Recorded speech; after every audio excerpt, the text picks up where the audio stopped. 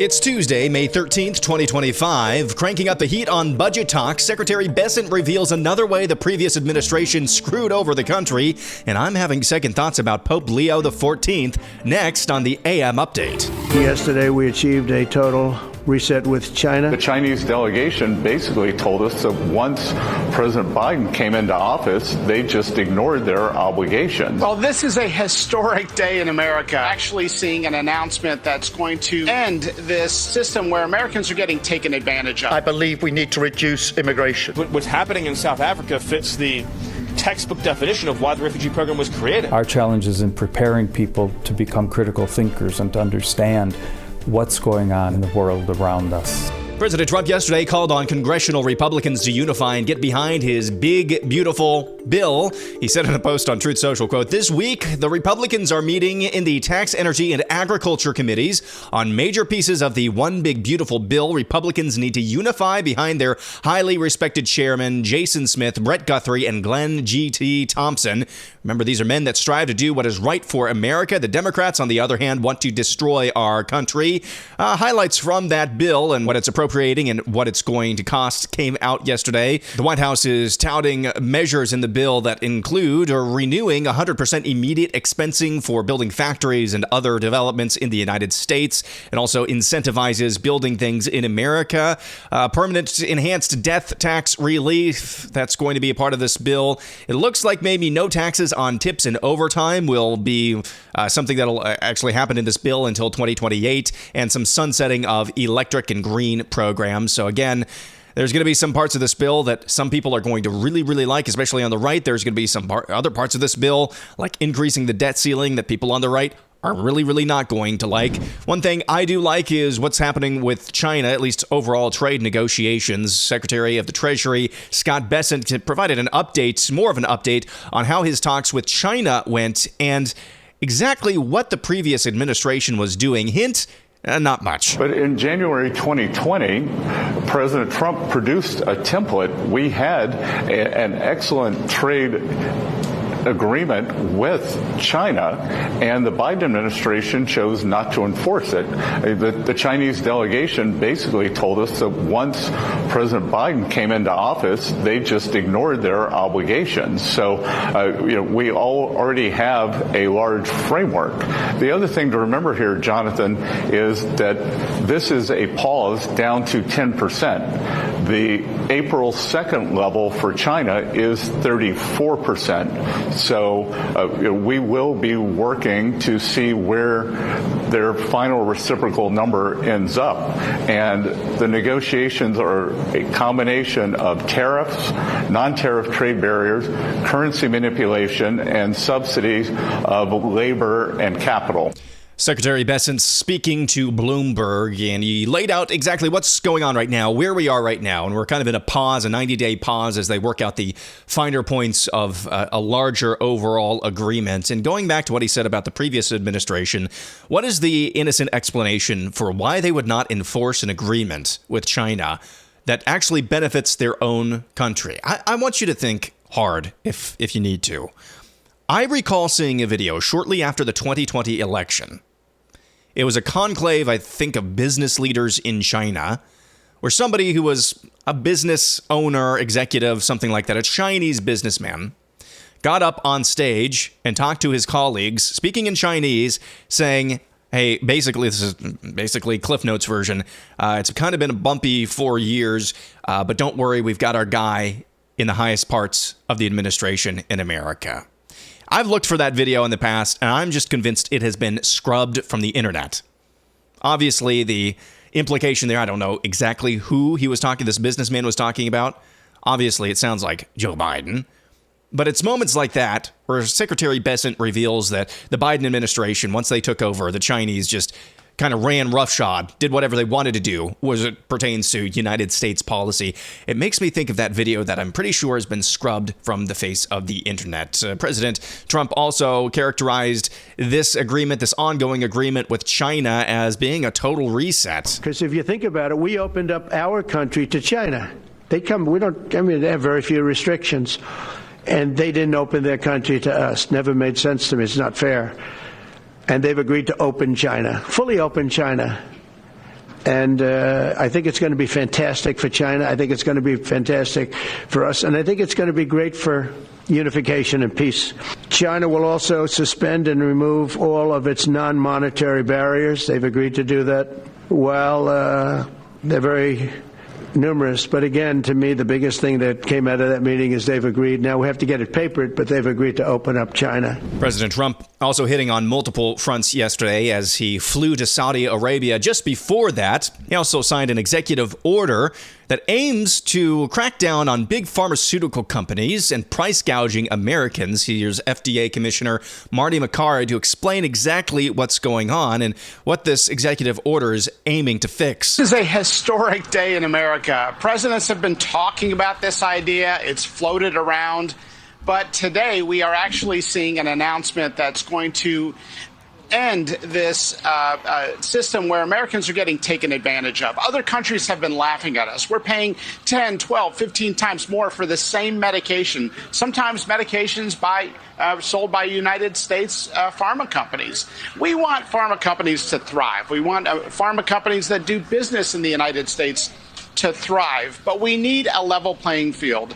You know, you mentioned there may be a concern about access to drugs. Well, we currently have an access problem because of these crazy high prices that represent price gouging of Americans selectively, while you can go to other countries and buy these same drugs much cheaper. Imagine you bought a car for $100,000 and then you found out the exact same new car is sold in London for $10,000. It's not right. So this is a historic day in America where we're going to be tackling this problem in this administration. It's FDA Commissioner Marty McIntire on this new Trump executive order cracking down on big pharma companies and what he sees as price gouging American customers. Across the pond, UK Prime Minister Keir Starmer says that every single immigrant into the United Kingdom should learn how to speak English. He also expressed his support for curbing legal immigration. Listen to this. Let me put it this way. Nations depend on rules, fair rules. Sometimes they're written down, often they're not.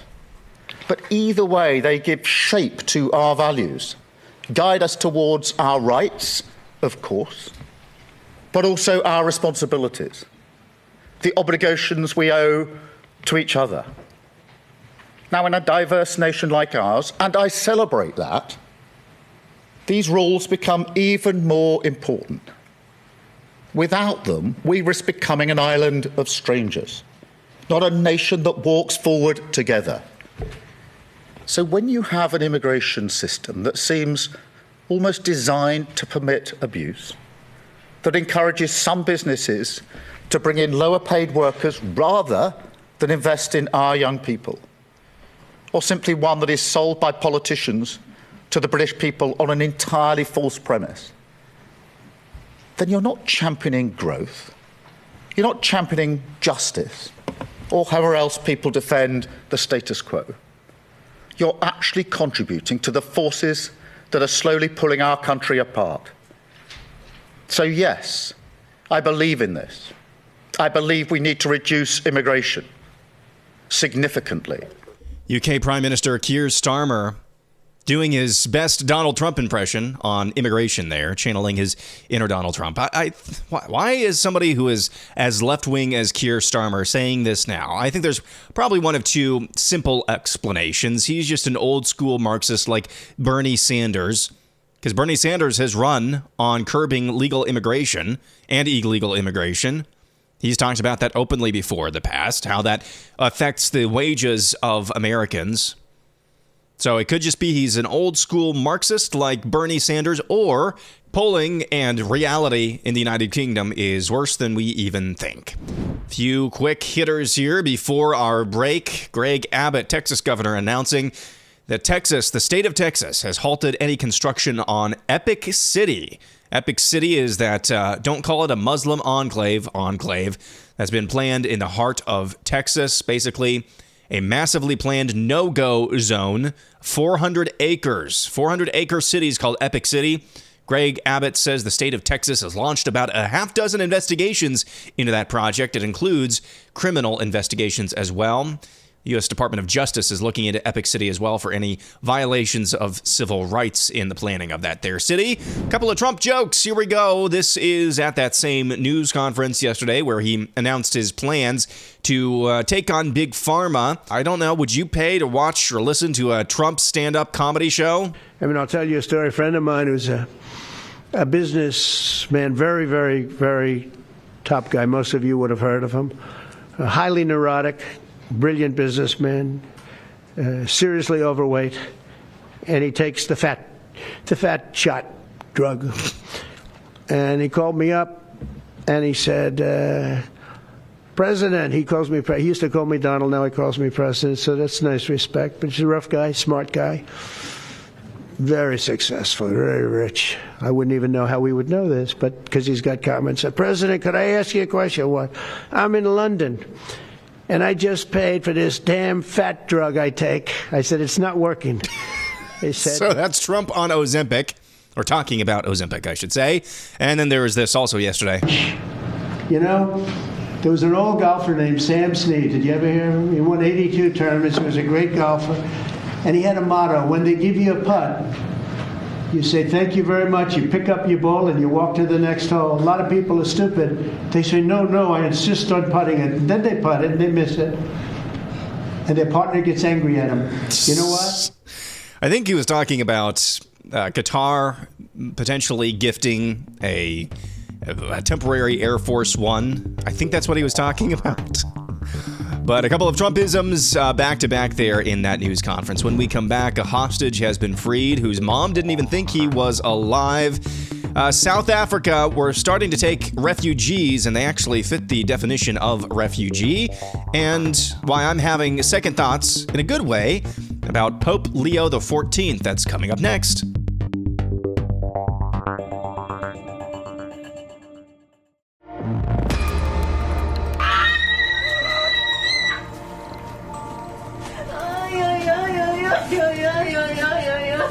Those are the delighted screams and first words of the mother of Idan Alexander after reuniting following his release from Hamas. President Trump confirmed reports that Hamas was releasing an American held in the Gaza Strip since 2023. 21-year-old Idan Alexander was raised in New Jersey and is believed to be the last living American, or was the last living American hostage held by the terror group. The bodies of 4 other Americans are believed to be in the terror group's possession. Idan Alexander heading home, or he is home now, reunited with his family. The United States has welcomed 49 white South African refugees who are victims of government-sponsored racial discrimination in their homeland. That's according to the State Department. The U.S. chartered flight touched down at Dulles Airport in Virginia on Monday afternoon when Deputy Secretary of State Christopher Landau welcomed a group of Afrikaners. Contrary to how the left uses the term refugee, White House Deputy Chief of Staff Stephen Miller says, actually, this is the textbook definition of why the refugee program was created. This is persecution based on a protected characteristic, in this case, race. So this is race-based persecution. The refugee program is not intended as a solution for global poverty, and historically it has been used that way. Wherever there's global poverty or wherever there's dysfunctional governments, then the U.S. refugee program comes in, swoops people up, relocates them to America, and you have multi-generational problems. You even into the second and third generation, you have endemic poverty, you have crime issues, you have integration issues. The U.S. refugee program in America has been a catastrophic failure. I mean, if you look, for example, at the Twin Cities area, I mean, just in terms of markers of educational outcomes, in terms of public safety, in terms of welfare use, I mean, it's been a complete public policy failure. Stephen Miller, right on the money again. We also learned yesterday the Episcopal Church has announced it's going to end its decades-old partnership with the government to resettle refugees, citing moral opposition to resettling white Afrikaners from South Africa who have been classified as refugees, as you just heard, by the Trump administration. So the Episcopal Church, they'll resettle anybody but whites, it sounds like. Here is Yamiche Alcindor on MSNBC, says that people who integrate into our country are making a lot of people very angry. So the Trump administration, they're saying that essentially these white South Africans assimilate better, and they're also not as much of a security risk. That's really causing a lot of people to be appalled, frankly. And I also should tell people that this violence that they're talking about that are dealing with these Afrikaners, I've been hearing from people that say there is violence in South Africa, but it's affecting everybody of every single race. So there's MSNBC. It's appalling to insist that these Afrikaners are not violent and that they will assimilate into our country. That is appalling, according to MSNBC. And now here's this. I'm starting to wonder if Pope Leo XIV's X account was run by somebody that wasn't actually him, because his commentary, or at least the retweeting or reposting of commentary, totally flies in the face of much of what I've seen from the Catholic Church's new leader. Here he is in a 2012 interview. This was 2012, discussing probably the biggest threat to Western civilization. This is his opinion. Let me know what you think. Certainly, you cannot just take at face value what's offered in today's society by mass media. And I think personally that the answer, rather than turning away, is in the area of formation. How do we teach people to become critical thinkers? How do we teach people to understand that not everything you hear or everything you read should be taken at face value? And how do we come to give people the formation that they need to read something or to hear something, and to be able to discern, if you will, to understand that that underlying the message that's being communicated is a very different message, or a very subtle message that has severe consequences for the future of society, let's say, that can or cannot be understood as a part of a much bigger picture, if you will. I began reflecting on this topic myself because of having lived outside the United States now for a number of years. And then when I would go back to the United States and perhaps just watch a TV show at random or visiting friends or relatives, seeing the change that has taken place in the kinds of content that are in sitcoms, that are spoken about on your regular TV programs, even on news shows, the kinds of messages that seem to be portrayed, and the slant that is taken at times in whichever direction, the kinds of even polemical argumentation that is presented on TV in the United States. Following through with that, I think it's not just the United States. We find that a lot in the Western world, and it changes from place to place depending where you are. After giving my intervention, an Italian came to speak to me about it and said, well, he didn't agree with what I said. For example, the mention of abortion. He said, we don't talk about that in Italy. And I said, well, maybe you don't in Italy, but we certainly do in other parts of the Western world. But then he came up himself with other examples of how the media has been used in Italy to present certain kinds of arguments, certain political questions, that in the same way, if you control the media, you can at least partially control the way people are thinking, because that's the message that people hear constantly. So again, I think our real challenge is in formation. Our challenge is in preparing people to become critical thinkers and to understand what's going on in the world around us. And finally, air analysis, slightly acidic, mostly necessary. That was an interview with then, well, he wasn't even a cardinal yet in 2012, Robert Prevost, who is now the Pope of the Catholic Church, Pope Leo XIV, talking about essentially what he's saying there. He's discussing the scourge of manufactured consent that is just rife within our media. And it reached maybe its apex, or maybe even its birth, but it came out of the gates like gangbusters in the midst of President Barack Obama. Now, media manipulation, media bias, that's been a thing for long before I was even born. But this new notion of manufactured consent, which is basically we have our own competing expert class that can move in the digital age at the speed of light, reacting to, forming narratives, see what sticks, see what doesn't. We can basically overwhelm the traditional structures of fact-checking, of actually playing the role that the fourth estate is supposed to play, we can circumvent all of that in the digital age by just anointing a new crop of experts on any issue. That is what Barack Obama did to a T, and did almost perfectly for his entire administration. There's a great piece over at Tablet Magazine that discusses this phenomenon that we don't have time to get into this morning, called Rapid Onset Political Enlightenment. And it discusses the phenomenon of manufactured consent. And I think that's what now Pope Leo XIV is talking about there. And at the end, talking about how the most important role he believes that the church, his church, has to play, and I know it's not my church, but it is his church. He's talking about the church as in it's his church. He believes that the church's role is to make sure people can think critically so that they can bust through media narratives that attempt to form their opinions for them, that attempt to do their thinking for them. Again, that was 2012, right in the middle of Barack Obama's presidency.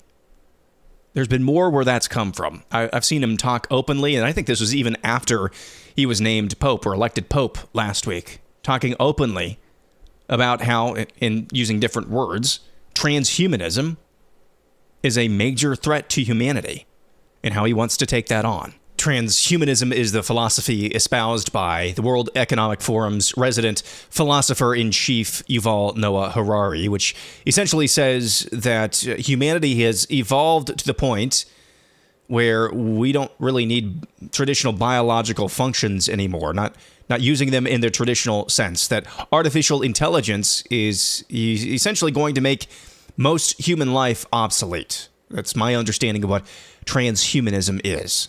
So his commentary on immigration notwithstanding, some of his reposts on X notwithstanding, which still have my spidey senses tingling, I think maybe this guy is a little bit different than how he was first billed.